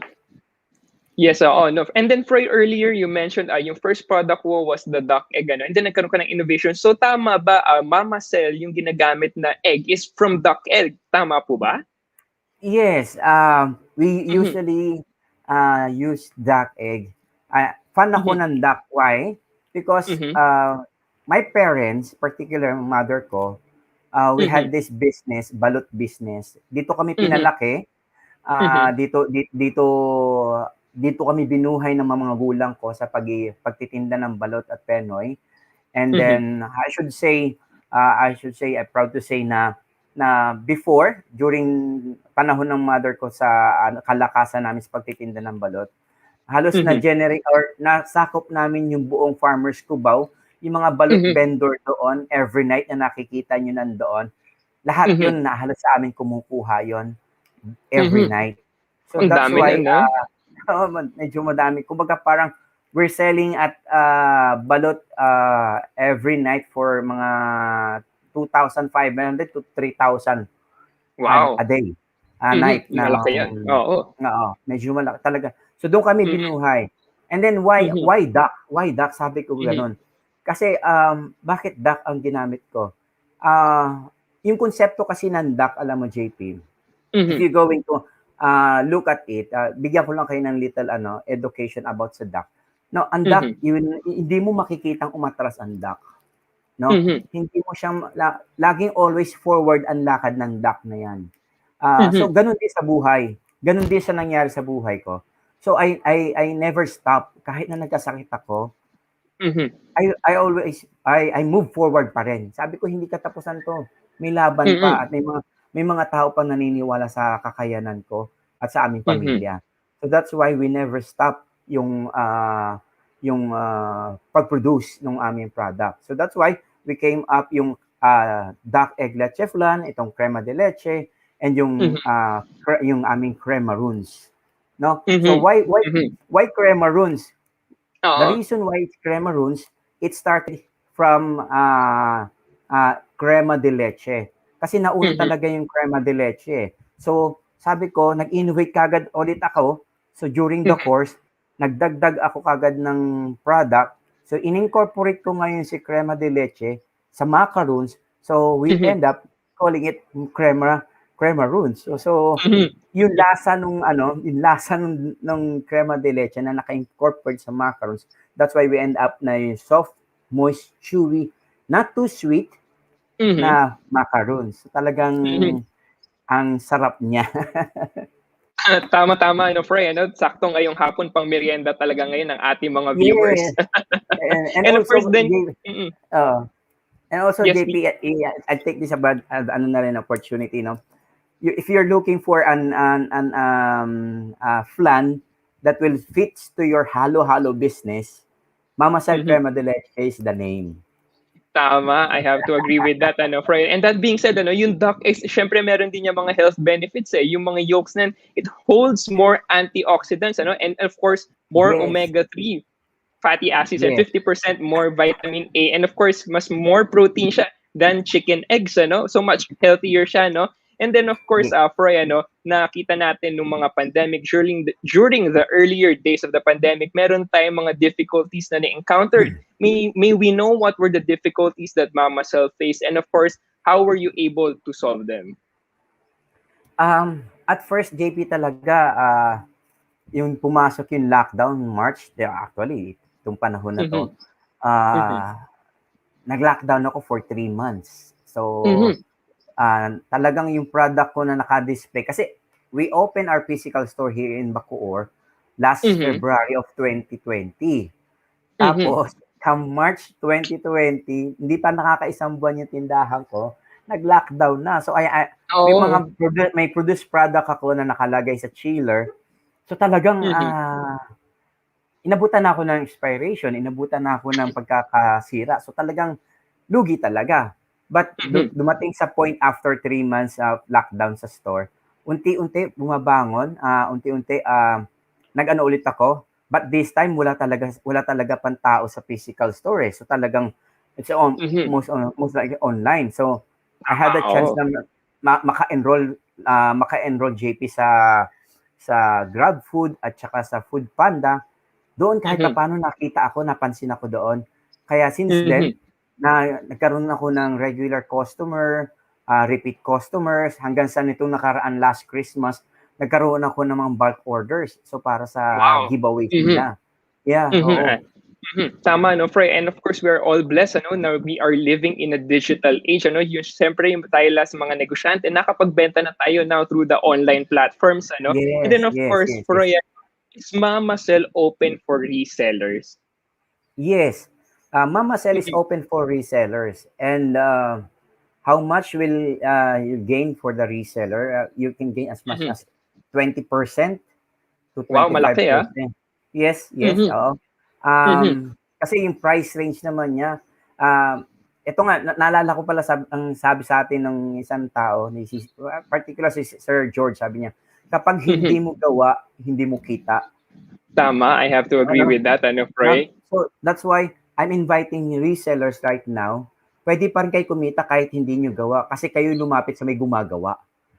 So, naka-direct naman kayo sa gumagawa. So, pwede kayong kumita. So, as 20%, bro, they can earn for reseller. Malaki yun. Yes, malaki ang kikitain pala ng isang reseller ng Mama Cell. For example, Froy, I became a reseller of Mama Cell.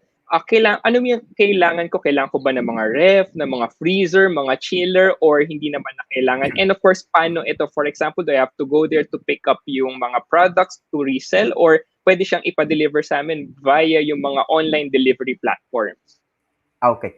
So, the product itself needs a chiller kasi it's a dairy product. So, may egg siya, may gatas siya. So, kailangan talaga ng chiller. Pero hindi naman ganun kalakihan ng chiller. Basta yung lumamig lang siya. Kasi ang shelf life naman, kapag room temp lang, yung crema runs will last for 5 to 7 days. Pagka nasa chiller yan, it will last for about 20 days. Wow, mas matagal. So, ang crema de leche naman, once room temp, 2 days lang siya. Tapos, pagka naipasok sa chiller, will last for about 15 days. Okay siya. So, madali lang pala yung storage. Yes, madali lang yung storage niya. And even pwede pa siyang tumagal as long as babantayan mo lang siya. Sa crema de leche, ang way kung paano kailangan mong mabantayan para to prolong yung life niya is every day, try to remove the water or the moist on top of the cover ng crema de leche para hindi Mhm. bumagsak doon sa sa flan itself. Kasi doon kasi magsisimula yung molds kapag nababagsakan ng moist from the chiller. Mhm. Yung Oh, I. yun siya, Mhm. JP. Tapos Mhm. yung tanong mo kanina isa, ano yung last JP, Yes. yung last Yes, question? so yung pickup, for example, do I Yeah. have to go there sa branch to Cavite to pick up the supplies, or is it possible to be delivered via online delivery platform? Yeah. It will be delivered to you by online, like Mhm. Lala Move. Depende sa locations. Kasi right now, gaya na sabi ko sa inyo, you can earn as 20% doon sa product ko. We might papag-usapan natin kung paano yung magiging system natin. Pwede we can meet halfway kung within Mhm. my area, and sa south lang naman din ako dito sa Cavite. And Mhm. mas maganda dahil kasi I'll make sure that every order mo or every reseller na i-deliver sa iyo, I'll make sure na freshly baked, freshly cooked yung Mhm. Mhm. matatanggap mo. Kasi we allow bookings at least 3 days of your needs, kasi para Mhm. ma-prepare namin kung kailan mo kailangan, tapos bago namin lulutuin para pagdating naman sa iyo, yung pina-promise namin na 20 days na shelf life in the chiller, mamimit natin or mai-exceed pa natin yung ganong klaseng Mhm. shelf life. Mhm. Now, that being said, Froy, madali lang pala maging reseller ng isang Mama Cell product. You just have to need the chiller, especially yung mga nasa bahay. Simple lang, meron na kayong ref. Yung mga ref kayo, madalas meron ng chiller. So, pwede na kagad kayo maging reseller Yes. ng Mama Cell. With that being said, Froy, please do invite our viewers. How can they reach Mama Cell, and how can they reach you? And if they want to become a reseller of Mama Cell? Okay. You can reach us sa aming Facebook is Mama Cell Crema Runes, or sa aming IG, it's Mama Cell. Tapos sa aming Facebook page, yun nga, sa akin din, you can reach me Froilan Plaza at my cell phone number 0919-0624723. And then to all the reseller out there, if you want to earn extras, I'm inviting you to come and join Mama Cell, be a reseller, or soon to be a distributor in your area. Pag distributor ka, mas malaki ang magiging profit mo. Mas maganda magiging margin of growth ng inyong kita. Thank you so much, Froy. Nakakagutom ang ating discussion ngayong afternoon. Well, innovation is truly indeed key to success. As entrepreneurs and you want to put up a business, you really have to innovate. Innovate or else you will evaporate. We see and use the same things every day, but we have to use our mind and be creative and use it to come up with an innovative product just like Froy. And if you want to become a reseller of Mama Cell, you may reach them at their Facebook page, Mama Cell Crema de Leche. Thank you very much, Froy, for the yummy, inspiring story. When Talk Shop Asia Gen returns, we dive into our panel discussion with our guests. Stay tuned for that after this break. We'll be back shortly. This is Talk Shop Asia Next Gen.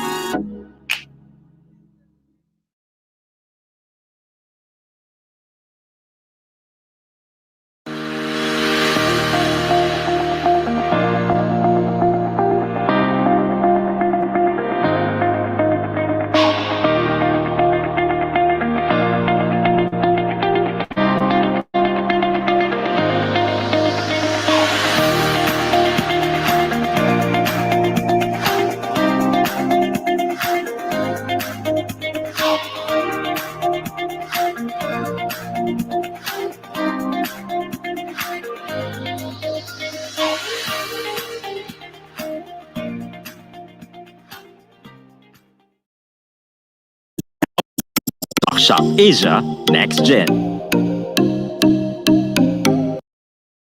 Business is a fast-changing landscape, and information is key in adapting to the demands of the market.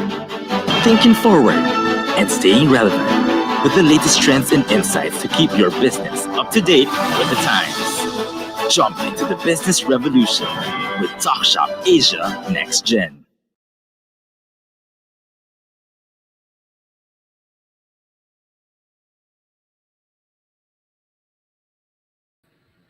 Welcome once again to Talk Shop Asia Next Gen. And of course, let's welcome back on stream, calling in JP. Hi, Don. Hi, Hi. JP. So yeah, awesome discussion with our guests. Now naman, we dive right into our panel discussion. May we also invite on screen Rodel of Coco Deli, Cherry of Kasuga Integrated School, and Froy of Mama Cell. Hi guys. It's nice to have Hello. everyone on screen all at the same time. So yeah, we are very excited to know more about your insights now that we are into our panel segment. JP, would you like to go first? Yes, and of course, for our first question for the panel segment is, how important do you think that Filipinos come together to support local products? Maybe we can start with Miss Cherry. Ladies first. Thank you, JP. Okay, how do we call them no, for this? I mean, who else will?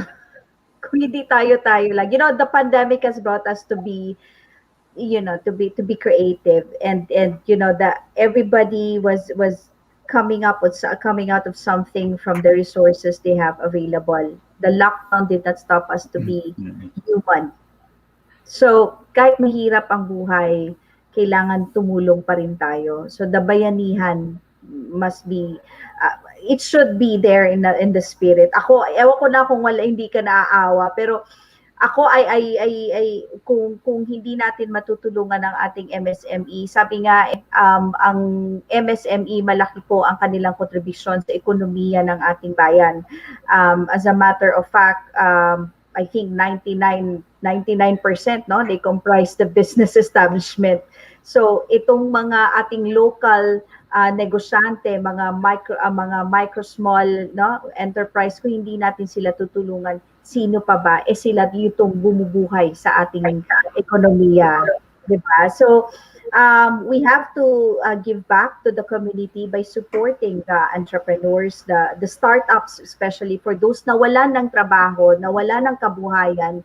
So ngayon, di ba, kung ano yung kinakain mo, alam mo rin kung saan nanggaling, di ba? Dapat alam din natin yon. So let's trust and give chance to our MSMEs and buy local. And if there's anything that you can do, you support, you do it, you start it sa bahay mo, sa sarili mo, sa pamilya mo.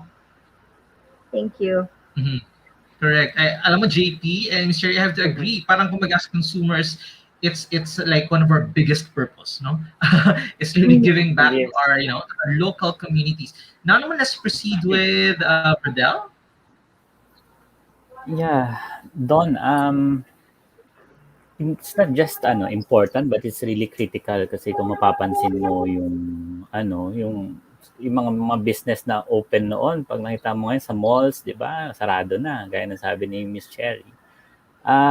Talagang kailangan talaga natin suportahan yung kapwa natin Pilipino, tsaka yung mga negosyante ng negosyo dito sa Pilipinas.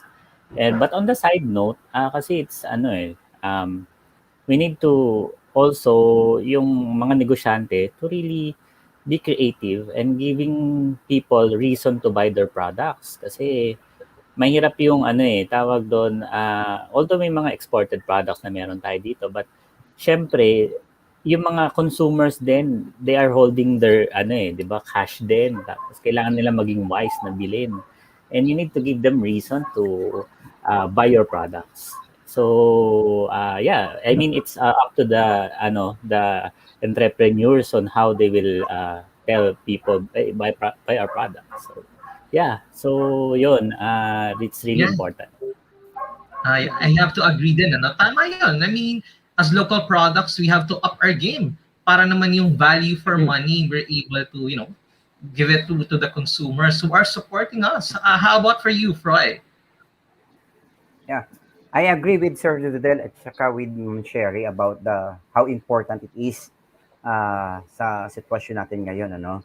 So that's why we as entrepreneur, we make sure, I per se, I make sure that my products are a value for money, give value for money yung mga products ko. So that's why everyone sa community natin na bibili nito, hindi siya manghihinayangan or hindi siya masasayangan sa pera. Gaya nga nasabi ni Sir Rodel na talagang kailangan natin muna i-hold muna natin yung pera dahil kasi hindi pa natin hawak ang panahon hanggang kailan pa itong pandemic na to eh. So that's why we give value na lang for money. We do our best maibigay sa kanila ang masarap na produkto, ang isang masustansyang produkto or isang edukasyon na hindi pwedeng manakaw sa kanila na kung saan ay aangkinin at palalaguin din nila in return. So, malaking bagay ang magkatulong-tulong ang bawat isa. We give value for the money ng bawat isa and we also give value for the customers also. Oo, totoo yun. Ano? So, kumbaga, JP, parang two-way street. No? As consumers will support us, and as, entrepreneurs, businessmen, we have to support, in a sense, then, our consumers with the products we give them. What do you think? It's a win-win situation for both the consumer and, of course, to the negosyantes out there. Tama rin naman yung sinabi nila na we have to give yung mga good products natin, good quality products rather, sa binibenta natin sa ating mga consumer. And what do you think, Colleen? Yeah, definitely, Don, JP, and the rest of our guests, no? I mean, yung products na ino-offer talaga nila is one of a kind. And I think, since homegrown talaga siya, yun yung talagang pinakailangan natin tangkilikin right now. I mean, where do we start? Of course, with our own backyards, no? And our own kababayan. We support it. Correct. I like that, Colin. And I mean, in the Philippines, we have a wealth of products that are expert quality, diba? I mean, if the people outside of the Philippines are able to enjoy products that we have, why shouldn't we Filipinos, tangkilikin din natin ang sariling atin? It's just the right time. So now naman, we from the consumer point of view, now we proceed naman with the private and the public sector.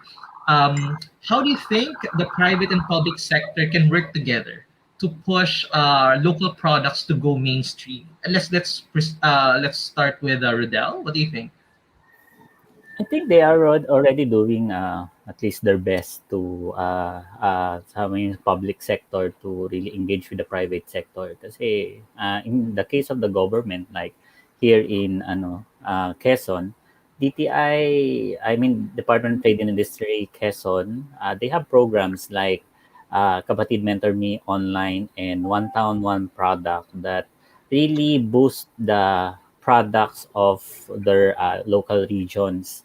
So our part is hindi lang kailangan namin mailangan nila kasing bigyan mo rin sila ng reason to push your products. So what they are doing is to really up level when it comes to marketing, brands, promotion. They are really equipping you. So when in the private sector part, you just need to tap them so that they will know your situation, then you can collaborate. So when it comes to public and private sector, I think there are programs already running now. Right. And of course, I think Miss Cherry has, particularly a first-hand experience working with both private and public. I think you're getting right now the support of both sectors. Can you tell us more about that experience? Yes, Don. I have to agree, no, the same with Rodel kind of thinking. Before I started this own the farm school and also other of how we can do innovation and value adding, we need ito na lang para sa akin the information, the government agencies, they are there, no? Syempre sasabihin mo paano ba nila malalaman kung hindi ka tatawag, kung hindi ka sasampit sa kanila na kailangan mo ng tulong, no? Do not, especially at this time, we should not be ashamed or we should not be afraid, or let's trust the government or these agencies na they can help us. So we just need to know where to look. Now, and now information age, marami tayong natutunan, no? Maraming mga proyekto, mga programa na ino-offer ang ating gobyerno. At ganoon din yung mga private, no, stakeholders like ng SM Foundation. So natuwa ako, kaya na-in love ako nitong KSK kasi nakakatulong siya sa sustainability ng agrikultura na pag magpa-plant sila, nate-train sila, pagkatapos niyan, after yan, pag-harvest nila, merong kukuha ng kanilang produkto. Hindi yung, okay, magtatanim kami, paano yung marketing? Sino bibili? Bakit kami magtatanim? Alam mo naman yung mga tao, lalo na yung mga bata ngayon, no? So, kailangan, i-ano mo yun kailangan ibigay mo yung structure sa kanila, yung direksyon. Kailangan kasi yun, lalo sa mga MSMs, kailangan namin ng direksyon. And how do you do that? Aside sa research mo, pumunta ka sa ahensya ng gobyerno kung saan pwede kang matulungan. At saka tiyaga lang. No, you cannot of course expect them na they will kaagad action kasi tayo gusto natin action kaagad, pero ako I believe kasi makulit po ako, persistency and consistency, ayan, ganun lang. I have to agree, tama, you need to have tama, kailangan lang ng pagpursige at saka konting siya. Just like for, to add on to that, he's also a graduate recently lang nung Kapatid Mentor Me program. Isa po siya sa mga natulungan ng government natin, ng DTI, and Go Negosyo. Right, of course. Freud, tell us about that experience for you. Yeah, actually, si Sir Rodel ay kami magka-batch sa KMME. The first the first group na mag-collab ang Quezon at saka ang Cavite. Before kasi ang KMME is per region lang. Kung Cavite lang, or Rizal lang. But this time, because of the pandemic, so nag-collab ang dalawang probinsya. So ang nakasama ng Cavite is itong Quezon. And ang laking bagay, ang laking tulong na nagawa sa akin ng KMME. During the KMME, sabay din pumasok ang OTOP o yung One Town One Product program ng DTI. So during the KMME course, ang ano ko lang, i-share ko lang yung fun doon is talagang natuto ka ulit, mag-aral ulit. Kasi pag seryoso ka na pala sa negosyo mo, hindi po pwede yung tatayo ko ng ganito, magbebenta ko. Hindi, kailangan mo uupuan mo talaga yan. Aaralin mo yan, nanamnamin mo bawat sinasagot mo doon sa program na yan. And then doon naman sa OTOP naman, because we are under DTI, one private sector, which is an SM, nag-invite sa amin na to do the bazaar sa SM Dasma. So ako naman, luckily, napasama ako doon. Ganun din yung situation. Natuwa ang SM family. It's because one of a kind yung product ko. And then, nasa-sold out ako. Kaya, after the bazaar family, alam mo nyo po, they invite me to put a physical store at SM Dasma. So, sabi ka talagang malaking break. Ba't ayoko munang kagatin yun ng ganun-ganun lang? It's because I need an expert muna na para bang talagang paghandaan mo to. May tamang oras, may tamang panahon. Dahil kasi, ito pala yung pwedeng i-offer ng private sector sa akin ngayon. Now, from galing ako sa government sector na tumulong, tapos ngayon itong private sector, mas tutulungan ako to grow. And when we're looking also into franchising na din pala yung leading sa akin ng SM family. So, nakakadalawang tawag na ang SM, isa ang SM Dasma and isang SM Clark Pampanga. So sabi ko, hindi ko pa ako handa for this time. Pero definitely, I'm making my move little bit, unti-unti, little by little. Alam mo, totoo, we have to give props to the DTI in the provincial level and LGU level. Kasi we have really seen them step up from the time of the pandemic with so many webinar sessions, for how to bounce back, how to do your business continuity plans. They were also offering business loans for businesses, and that's a big thing, no? That's just knowing that there is the support that you can tap, and of course, syempre nasa tao na yun, no? To approach agencies to maximize these opportunities. And gaya nga nasabi ni Miss Cherry, you just wag kang mahiya. I mean, they are there for a purpose and they are there to help us, to uplift everybody. Alam mo, this has been an awesome response from everyone. Rodel, Miss Cherry, of course, she'll be returning in a bit, and of course, si Freud. In hindsight, the pandemic may have been a very bad experience, for everybody. But what it did, although we are forced to physically distance from each other, in a way, it has brought us Filipinos closer and stronger in our call to really support local products. We see this from all sectors, from everybody's experience, in the public and the private sector coming together, that it is an effective catalyst, to re-energizing the economy. What do you think, JP? Yes, Don, that is correct. And also, I have seen lots of people who have supported our local brands since the past few months. And of course, hindi lang po yung mga businesses at saka yung mga consumer, but meron din po yung mga local brands who have co-branded with other local brands to help one another. It just shows that how our Filipino negociantes and customers are very supportive to one another. No? What do you think, Colleen? Yes, JP and Don, I definitely agree. Supporting local brands mean a lot more than just buying from local markets and palengkes, but it's also about patronizing homegrown and community-centered businesses. And syempre, to maximize all partnerships with local agencies and to innovate the booming agri-sector in the country. It's really inspiring with all our guests today. These are such great advocacies for upskilling the youth, capacity building, and creating opportunities for our community. I agree. It has been such an insightful discussion from everyone. Once again, Rodel, Cherry, and Freud, thank you very much for being with us this afternoon. Rodel, please invite everybody. How can they get hold of Coco Deli products? Thank you, Don. Thank you for having me here at the show. You can visit our website, coco-deli.com. You can also see us on our social media pages, which is Facebook and Instagram. You just search Coco Deli, and you will see all the information there and the updates and our products, of course. Okay, how about Miss Cherry? How can we enroll with the programs of Kasuga? Yeah, so since we're into blended learning, so it's a combination of face-to-face and online also meron din naman tayo. So, but they just need to visit our webpage, Facebook webpage. So they just need to search on Kasuga Integrated School. And by the way, since our company, our family corporation also engaged in the fruit selling, so I'm also sending, I ship pomelo, Davao box.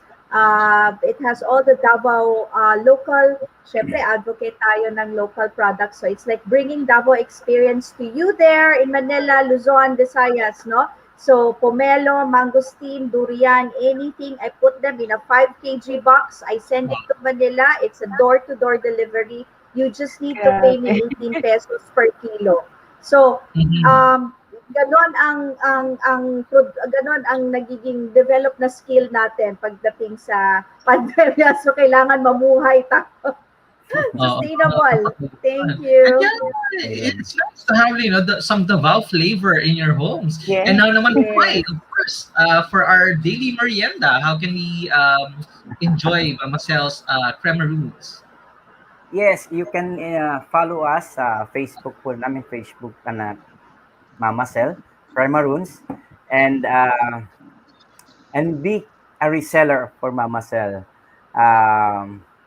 A good profit, a good margin awaits for you. Awesome. So once again, we're calling everybody to #support_local now that we are reopening and re-energizing the Philippine economy. So once again, thank you very much, everybody, for tuning in. This has been Talk Shop Asia Next Gen. Let's jump into the business revolution. Let's talk, let's shop here at Talk Shop Asia Next Gen. Thank you very much, everybody. The program that gives you the latest in Filipino business and trends with norm challenging brands, paving the way to be next generation business leaders. This is Talk Shop Asia Next Gen, connecting you to the future.